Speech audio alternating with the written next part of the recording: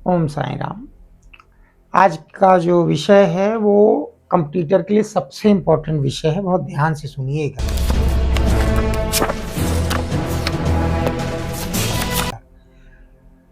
आज की जो सबसे ज्वलंत चर्चा है, आपने देखा होगा डोनाल्ड ट्रंप ने 28 सूत्र की योजना प्रस्तुत की है।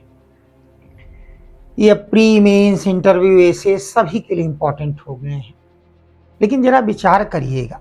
28 पॉइंट है, इसके जो प्रमुख पॉइंट हैं उन पे चर्चा हम लोग करते हैं। जैसे कहा गया है कि युद्ध तत्काल बंद होगा।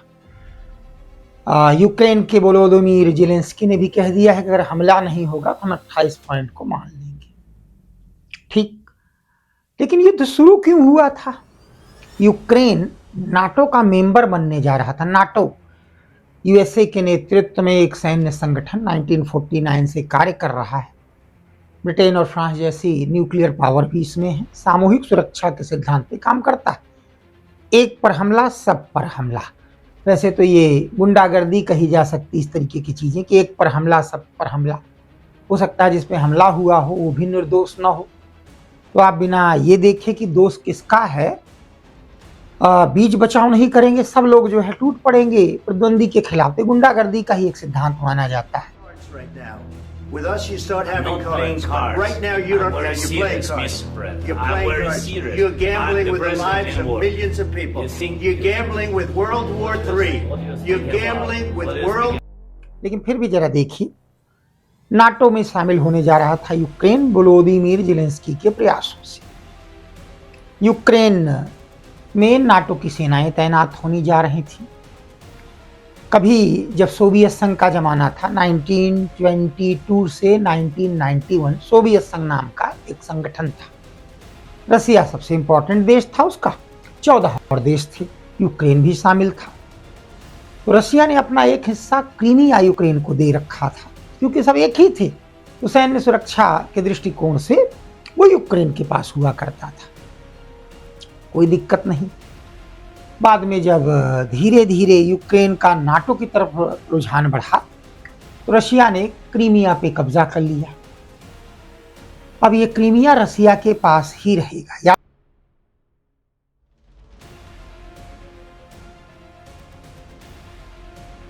याद करिएगा, इसी क्रीमिया पर रसिया ने अटैक किया था, इसलिए रसिया को G8 से निकाला गया जो G7 बन गया। रसिया के खिलाफ तमाम प्रतिबंध लगाए गए। रसिया को बर्बाद करने की तमाम अमेरिकी खेमे ने चालें तक चली जिससे पेट्रोलियम का रेट दुनिया में गिर जाए। रसिया के पास अकूत पेट्रोलियम है, उसको एक्सपोर्ट ना कर पाए, कम कीमत पे करे तो ज्यादा लाभ ना। अब ये यूक्रेन रहेगा और यूक्रेन का ये हिस्सा रहेगा रसिया के पास, और इसमें अब कोई आपत्ति नहीं है डोनाल्ड ट्रंप यानी यूएसए को। Clear that we've achieved the most incredible political thing. Look what happened. Is this crazy? फिर जरा अगली चीज देखिए, यूक्रेन का 20% इलाका ये रसिया को मिल जाएगा, जिसमें दोनेत्स्क, डॉनबास्क जैसे खनिज बहुल क्षेत्र शामिल हैं। इन क्षेत्रों में सारे खनिज हैं जो यूक्रेन की ताकत है, जिनके दम पर यूक्रेन पूरे यूरोप में तमाम चीज़ों की सप्लाई करता है। आयरन से लेते हुए, कोल से लेते हुए, नेचुरल गैस से लेते हुए, क्रूड ऑयल से लेते हुए तमाम चीज़ें। और ये अब चला जाएगा रूस के पास। और यूक्रेन में नाटो की कोई सेना तैनाती आगे भी नहीं होगी। तो फिर जरा एक चीज़ को आप देखिए, आपको ऐसा नहीं लगता कि यूक्रेन और यूक्रेन की जनता, वहाँ की जनता को सल्यूट करिए। सुपर पावर के खिलाफ वो लगातार लड़ रहे हैं। रसिया एक सुपर पावर है, उन्होंने कब्जा नहीं होने दिया है अपने देश पर रसिया का। और उस जनता को क्या मिला अमेरिका का भरोसा करके? एक कॉमेडियन को आपने राष्ट्रपति बनाया, अपने पारंपरिक सहयोगी, अरे भाई 7 दशकों तक तो एक ही देश के अंग रहे, रूस और यूक्रेन, उससे आपने तनातनी बढ़ाई, नाटो की तरफ आपने अपने कदम बढ़ाए, न नाटो मिला, जनधन की अपार क्षति हुई, और इसके बाद जो है बहुत अपमानित स्थिति में अपना एक अच्छा खासा हिस्सा खो बैठे। न सिर्फ अपना अच्छा खासा हिस्सा खो बैठे, बल्कि लगभग रूस के पक्ष की सारी शर्तों के साथ। आज का समाचार पत्र न्यूज़पेपर देखा होगा आपने, साफ शब्दों में लिखा है ट्रंप ने स्वीकार कर लिया कि शर्तें रूस के अनुकूल हैं। तो अगर रूस से ही मिलकर चलना था, रूस पहले से ही आपका सहयोगी था, तो इस व्यापारिक देश अमेरिका के भरोसे नहीं क्यों आए? कुछ हफ्ते पहले की बात है, याद करिए किस तरीके से ट्रंप ने धमका कर यूक्रेन से तमाम प्रकार के खनिज ले लिए थे। यानी यूक्रेन तो सिर्फ लूटा है इस पूरे युद्ध में।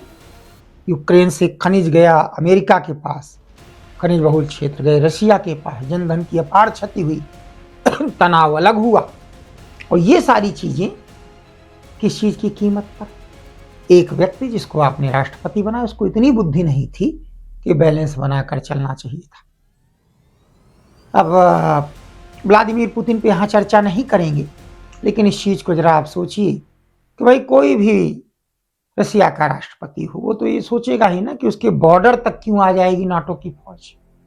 लेकिन अमेरिका की अवसरवादिता तो देखिए कि यूक्रेन को ढेर सारा हथियार कर्ज पे दे दिया, वो सब अलग से वसूलेगा, हथियार भी उसके बिके और यूक्रेन को कुछ नहीं मिला। हर तरीके से आज एक लुटा पिटा तबाह देश है। यही पूंजीवाद की क्रूर सच्चाई है।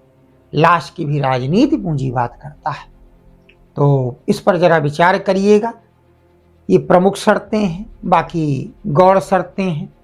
जैसे कतर और टर्की जैसे देश मध्यस्थता में रहे, उसी प्रकार से ब्लैक सी पर जो है रसिया की डोमिनेंसी जैसी थी वैसी बनी रहेगी। रसिया का जो नुकसान हुआ है वो 20% हिस्सा यूक्रेन का पाके वो कंपनसेट कर लेगा। यूक्रेन तबाह हुआ है। तो इन चीज़ों पे आप एक बार विचार करिएगा, देखिएगा कि पूंजीवादी देशों के शिकंजे में फंसकर जब हम ऐसे कदम उठाते हैं तो कैसे जाल में फंस जाते हैं। देखिएगा इसको। धन्यवाद।